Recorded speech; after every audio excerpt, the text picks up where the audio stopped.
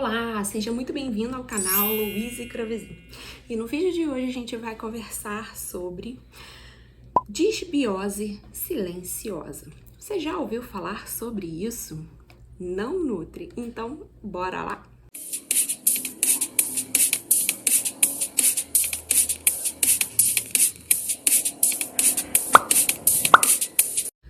Bom, Nutri, aqui no canal a gente já tem um vídeo comentando sobre os diferentes tipos de disbiose que eu vou deixar linkado aqui no card para você assistir quando você terminar esse vídeo. E eu queria conversar com vocês sobre a tal da disbiose silenciosa. O que seria uma disbiose silenciosa? Bom, hoje o que é disseminado para os profissionais da saúde? É possível detectar disbiose via anamnese.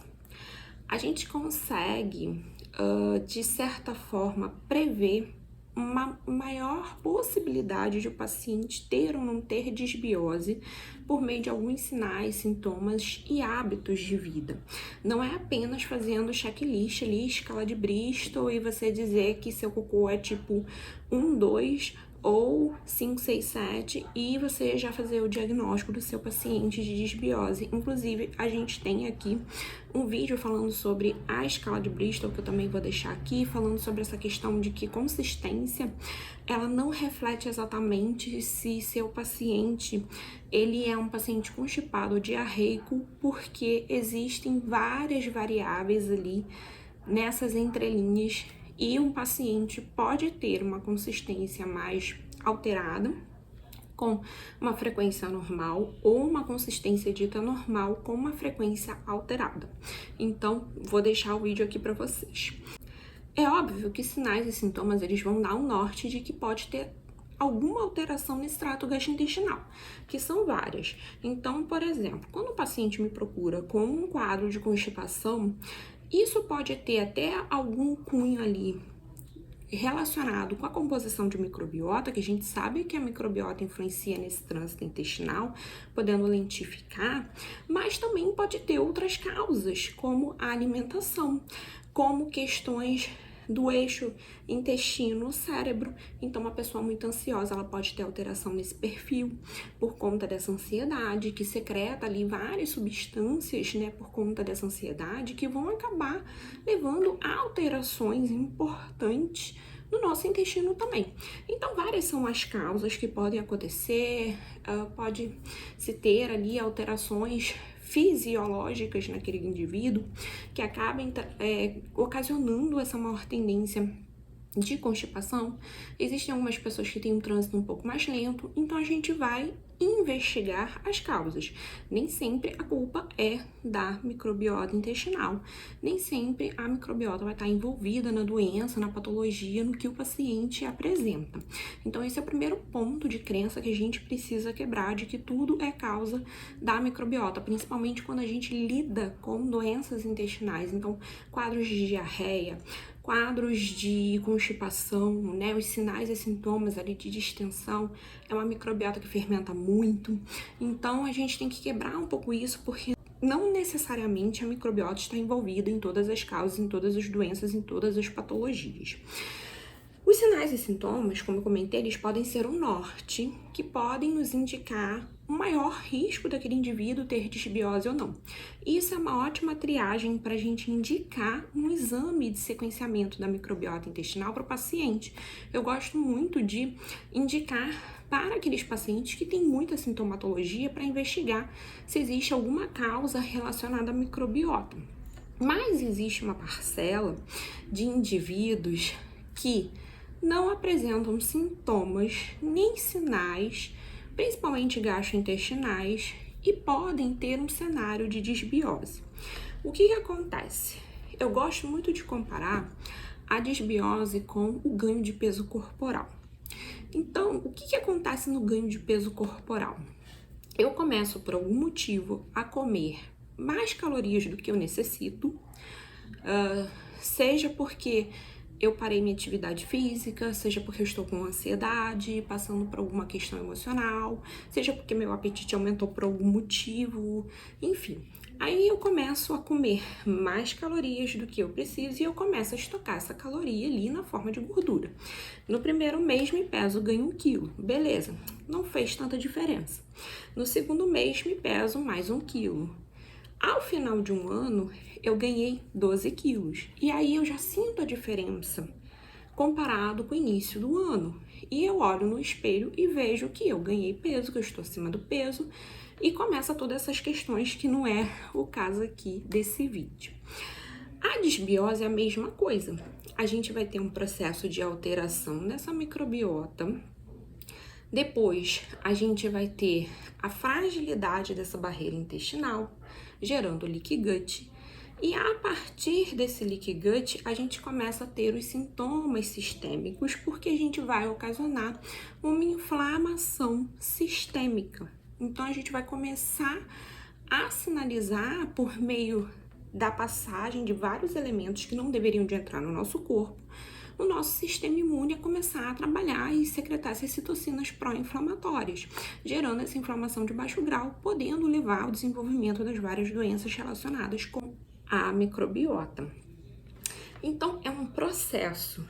Eu posso pegar um paciente que está com um cenário de disbiose, mas que ele ainda não está nesse processo avançado de leaky gut e de já estar apresentando sintomas extragastrointestinal, não está ainda afetando os sistemas do corpo dele, porque ele ainda está nesse processo mais inicial.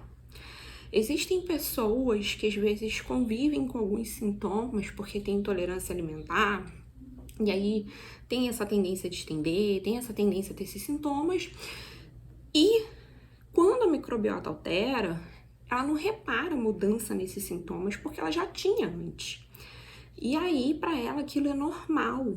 Então, ela tem um cenário de disbiose que às vezes está fazendo alguma sinalização, mas para ela aquilo é o normal dela. E ela não repara que aquilo é um sinal de que pode ter algo errado.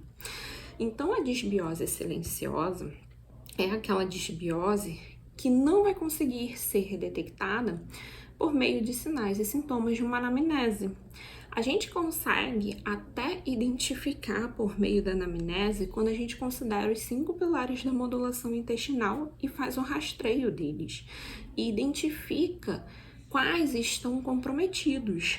E quando a gente observa que o paciente tem vários deles comprometidos, a gente pode pressupor que ele pode ter uma alteração na composição dessa microbiota. E a gente já pode trabalhar com a correção desses pilares para resolver o problema dele, ou a gente pode solicitar um exame para identificar se de fato ele tem disbiose, quais alterações acontecem ali, e também fazer essa correção direcionada ali para as alterações que ele apresenta. O inverso também acontece. A gente pode ter pacientes com diversos sinais e sintomas gastrointestinais, extragastrointestinais, e achar que o paciente tem um quadro de disbiose, fazer o exame e vir em equilíbrio, vir tudo maravilhoso, melhor do que o nosso exame, e a gente ficar, meu Deus, e agora? Isso também acontece, né? Eu tenho até um vídeo aqui, A Culpa Não É da Microbiota, vou deixar para vocês, onde eu converso sobre essa situação, né? Então, também podemos encontrar o cenário inverso, mas o grande perigo é quando a gente tem um cenário de disbiose silenciosa, a gente não identifica, a gente não corrige, porque a longo prazo a gente pode ter as consequências dessa disbiose. Esse indivíduo pode desenvolver várias doenças relacionadas com essa disbiose por conta de uma falta de detecção. Então, os sinais e sintomas, eles não são efetivos para a gente identificar disbiose, porque eles têm múltiplas causas, mas eles podem ser um norte para a gente fazer uma triagem dos pacientes em que a gente pode prescrever o exame e avaliar ali a situação, se tem ou não essa disbiose, ou em casos onde o paciente não consegue fazer o exame, a gente prever esse risco de ter maior chance do paciente ter ou não disbiose e conduzir um tratamento direcionado para a microbiota intestinal.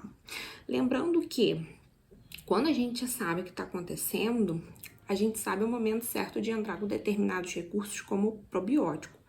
Quando a gente não sabe e a gente entra ele no momento errado, a gente pode ocasionar ali uma bagunça nessa microbiota e piorar o cenário ali dessa disbiose do paciente. Então, tem também essa questão que a gente tem que pesar na balança. Bom, Nutri, eu espero que esse vídeo tenha sido esclarecedor e que você entenda, né, que a disbiose, ela vai muito além de o seu paciente apresentar sinais e sintomas. Existem muitas doenças onde o paciente tem aquela doença e ele não apresenta sintoma nenhum.